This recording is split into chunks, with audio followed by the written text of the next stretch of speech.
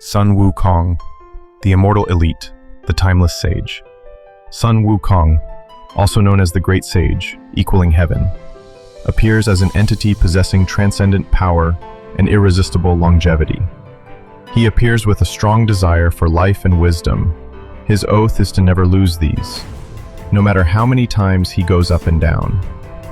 Since his days as the Monkey King, he has shown his indomitable spirit when, despite being sentenced to death, his spirit and desire to live remain unshaken. His story later inspired the character Goku, who also possesses a tail, Ruyi staff, and the magical cloud, reflecting his journey of escaping and conquering the mandate of heaven. On the path of Xi Shi, he successively acquires 7 layers of immortality, eating the Pill of Immortality, practicing Taoism, and even eating the Peach Garden of Immortals. Each peach is equivalent to an immortality talisman, allowing him to be constantly reborn and regenerated. He also erased his name from the Book of the Dead, becoming unstoppable by death. He could transform according to 72 magical powers, transforming into any form guided by his imagination, giving him 72 lives. His enemies had to kill him 72 times to hope to end his existence.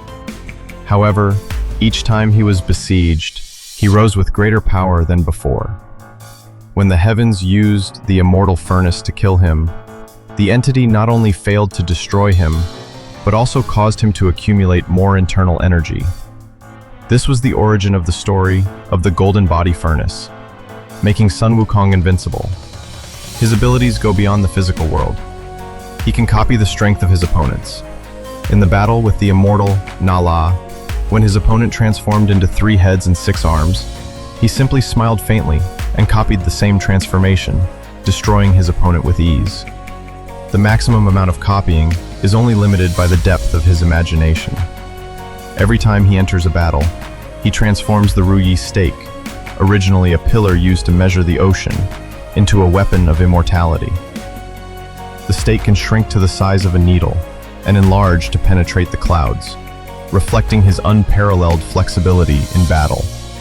And to increase his advantage, he mobilizes all 84,000 hairs on his body, transforming them into weapons, miniature warriors, or copies of his opponents, creating a large and endless army, each individual possessing at least 1 layer of immortality. To destroy him, the enemy must kill each of them individually, up to 72 times, which is almost impossible. As each battle ends, he gains more power. He once defeated 600 gods, including 28 constellation gods. He even supported the Milky Way, which was considered endless according to legend, a gesture that gave an overwhelming feeling of power beyond space. After defeating all the war gods, he boldly challenged Buddha. Buddha proposed a condition. If he could jump out of the palm of his hand, he would be worthy of succeeding the Jade Emperor. He believed he had won, jumped to the end of the sky, but eventually realized that he only existed in the palm of Buddha's hand, an existence that even he himself could hardly distinguish. Because Buddha had attained true enlightenment, holding the entire universe in the palm of his hand. As a result, he was punished by Buddha, sealed for 500 years. However, that seal was not a weakening. On the contrary, it was a quiet moment for him to escape and perfect himself.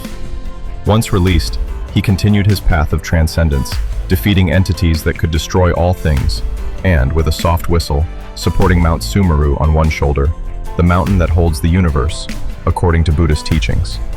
His journey was not simply a matter of physical torture, but a process of purifying consciousness, reaching a transcendent realm of incomplete nirvana, where space, form, concepts, and rules all dissolve, existing as one infinite entity.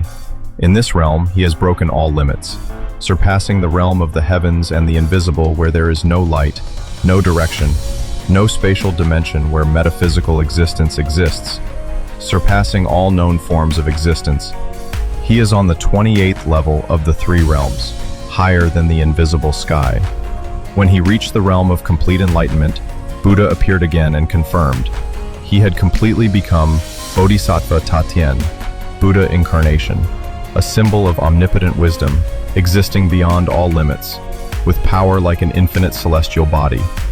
At this stage, he is not just an entity, but the entire existence of the mind, the omnipresent divine consciousness, knowing everything, present everywhere that no one can identify, touch, or destroy him.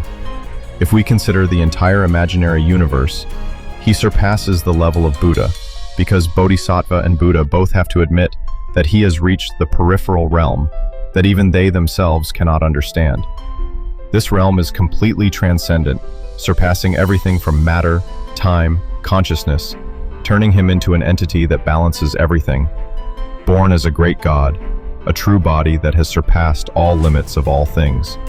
Sun Wukong is a unique entity in the history of legends of gods, Buddhas, Bodhisattvas, all converging in one form. He started out as a small soul in the vast universe, thanks to his desire to live, his outstanding wisdom and long-term asceticism.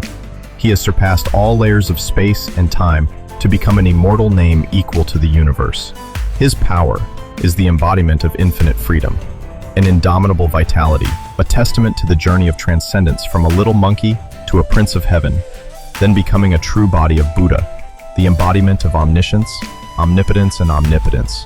With just a light whistle, he can lift the heavens and the earth, can transform into any shape, can clone more than 10,000 people, conquer the whole country, only stopping when he wants to. And that is what makes him an invincible entity, shaking all the laws of the universe, surpassing all definitions of life and death, gods, and enlightenment. When Sun Wukong reached his state of complete perfection, he was no longer a single individual with a separate form or consciousness, but an existence beyond the concept of being. He was no longer attached to a physical mass, but dissolved into the boundless flow of the universe. His presence was like waves spreading on the surface of water, ungraspable, unbounded. He was a flash of lightning in the endless night, the life-giving breath, the first breath of the primordial realm. Any entity facing him could not be described with the concept of fighting or confronting, because when they realized that they were fighting him, they themselves had become part of the war that he had staged in advance. His realm was not simply physical or mental strength, but complete integration with all levels of existence. When he appears on the battlefield, space automatically distorts, time expands at his will, light and darkness intertwine as if awaiting command. One step of his can span thousands of miles, one look can penetrate all layers of space, and one word is enough to make all beings bow at his feet. Every hair on his body is a miniature universe, containing millions of separate life forms, able to grow and die at his will. He does not need to fight in the conventional way. When an opponent approaches, before the first blow is even delivered, he creates 84,000 different entities, each a blend of ancient wisdom and cosmic power. These entities are not mere figures or illusions. They are fully formed, conscious beings, capable of sensing and reacting independently, yet still tied to his will like extensions of a dominant entity. Each of these entities can wield the Ruyi Jingu Bang, use transformations, and develop their own class of immortality. In a matter of seconds, a battle can turn into a chaotic vortex where thousands of miniature universes collide, just to show a small part of his abilities. In the moment a high-level god thought he had touched the truth of power, Sun Wukong was already dozens of layers of existence above, looking down like an omniscient being observing a being that had just touched the light for the first time. He had gone far beyond the concept of beyond the universe. As different universes exploded like bubbles in the wind, he walked between them as if he were strolling in a garden in the morning. His every move not only changed the physical structure, but also restructured the cognitive nature of every living being within a radius of thousands of galaxies. What was previously considered the limit of gravity, the speed of light, the immutability of space-time, all became meaningless in his presence. Once, when he faced an entity that destroyed all life with a single sound, he simply raised his hand and shouted his own Dharma name, and all the destructive energy shattered like crushed glass. Another time, he stood in the middle of a spiraling cosmic storm that had the power to disintegrate stars, but was not affected at all.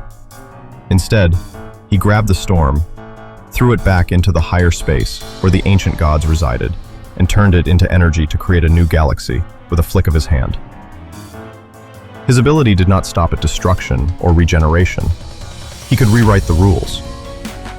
When he entered a dimension sealed by millions of ancient seals, he did not try to break them, but simply used his eyes to look through them, causing each character on the seal to automatically turn into dust.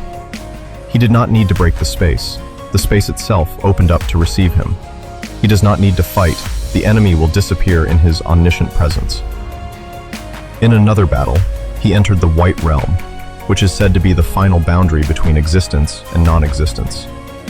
Here, the Buddhas had been silent for thousands of years to maintain balance, but his appearance caused all entities to stand up, because he was no longer a seeker of enlightenment. He was the embodiment of enlightenment.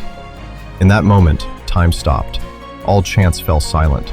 The bodhisattvas who held the keys to all existence could only retreat before him, because they themselves realized he was no longer a part of the wheel of samsara. He had broken it. He is the end point of all concepts of self and non-self. He is the new source for the entire universe. He is the one who rewrites the order of birth and death by his existence beyond all categories.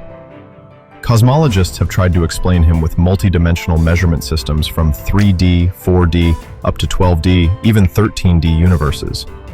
But in the end, they all had to admit that Sun Wukong has surpassed the theoretical model. He does not exist in the structure that humans or gods can describe. He has no beginning, no end. He is simply a great stream of consciousness that passes through time, leaving its mark on every civilization. His omnipotence is not destructive, but absolute balance. The moment he destroys, it is also the moment of rebirth. When he ends a life cycle, he also opens a new life cycle. With limitless wisdom, he perceives all the consequences of each action before it occurs.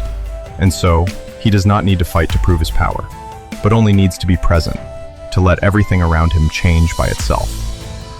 Sun Wukong is the ultimate symbol of the desire to escape from fate. He started out as a grain of sand, nameless, powerless, and aimless. But through willpower, hard work, and unyielding desire, he surpassed all limits, becoming a super cosmic phenomenon that embodies wisdom, immortality, and infinity. When people mention him, they do not just mention a warrior, but talk about the infinite nature of will, the perseverance to overcome adversity, and the infinite potential within each living being. He is the mirror that illuminates all paths to rise, the roar that echoes in the void, the light that flashes when all hope seems lost. And in the final moment, when the old universe disintegrates and a new reality is formed from the core of pure consciousness, it is believed that Sun Wukong will reappear not as a descending god, but as a ray of light, guiding all existence back to its truest origin: freedom, wisdom, and immortality.